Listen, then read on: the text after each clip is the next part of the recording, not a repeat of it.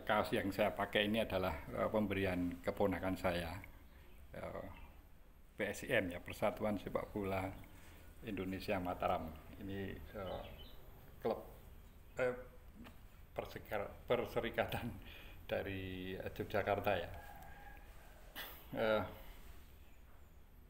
saya tidak akan berbicara tentang bola, tapi saya teringat dengan anekdot atau metafor yang eh, pernah diungkapkan oleh Cak Nun atau MH Ainun Najib, budayawan sekaligus kiai yang mukim di Bantul, Yogyakarta. Itu pernah mengilustrasikan ketika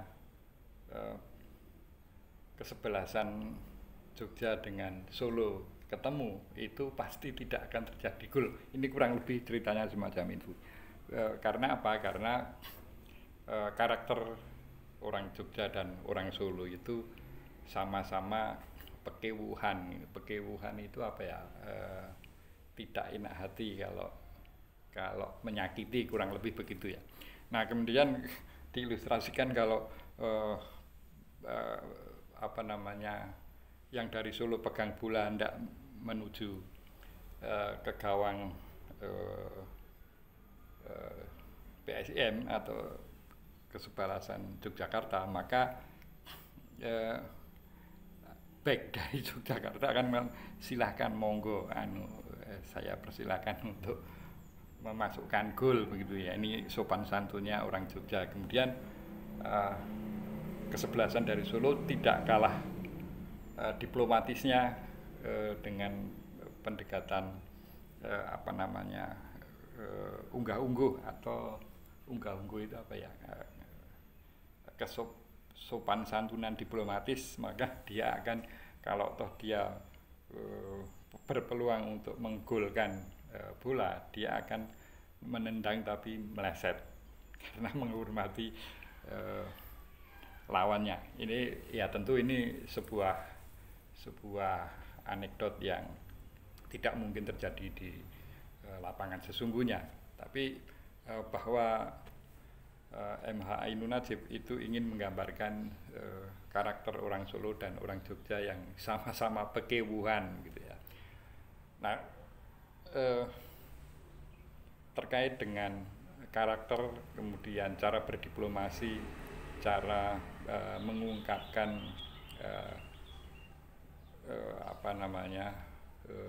pikiran, itu ya sedikit banyak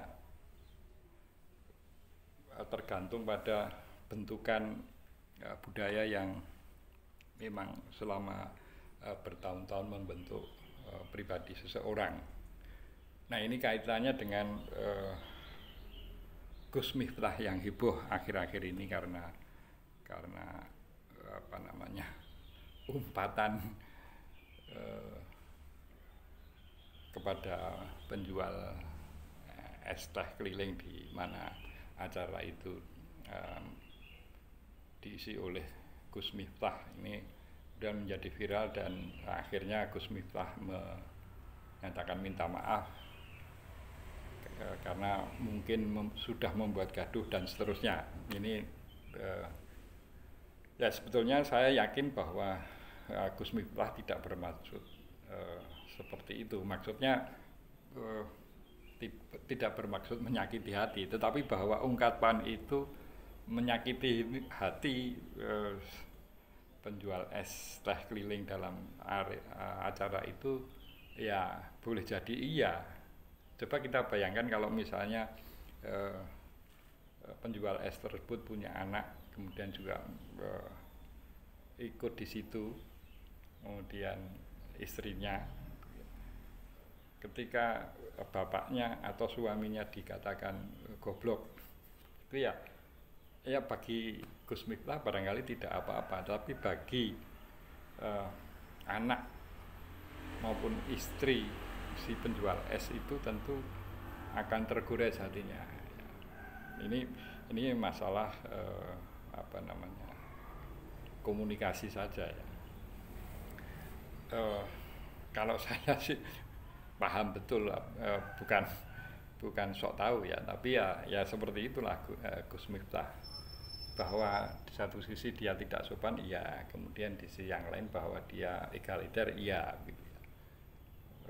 Jangankan kepada khalayak yang itu pasti dalam sebuah acara itu berada pada lapisan di bawah atau secara struktur sosial itu berada di bawah Gus Miftah, sama-sama dalam satu panggung dengan orang waktu itu kalau tidak salah Cak Dikin ya, dalam acaranya di Ponpesnya di Cak Dikin di Boyolali, Cak Dikin yang sekarang sudah almarhum, itu pun ungkapannya juga kasar semacam itu, yaitu itu khas dari Gus Miftah, bahwa itu kemudian menjadi apa namanya backfire begitu atau pukulan balik, ya itu konsekuensi yang harus diterima oleh Gus Miftah ya. Kalau saya misalnya di tempat goblok begitu ya, paling saya cuma saya balik kayaknya goblok kamu deh gitu kalau saya, tapi ya nasi sudah menjadi bubur, peristiwa sudah menjadi heboh, kemudian Gus Miftah sudah minta maaf. Ini barangkali pelajaran bagi semua pihak, bahwa ketika menduduki posisi jabatan publik itu ya sedikit banyak harus memahami banyak kalangan. Kita berbicara bukan atas nama diri kita sendiri, tapi kita berusaha berempati terhadap lawan yang kita ajak bicara. Ini ya sedikit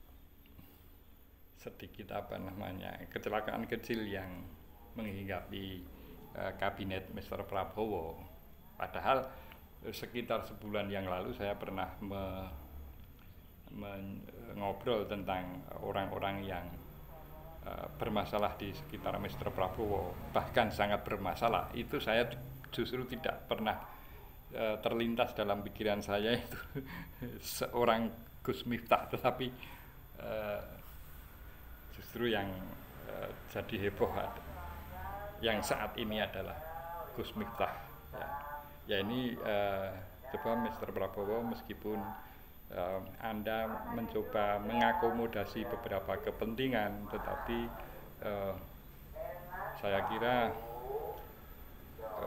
Mr. Prabowo harus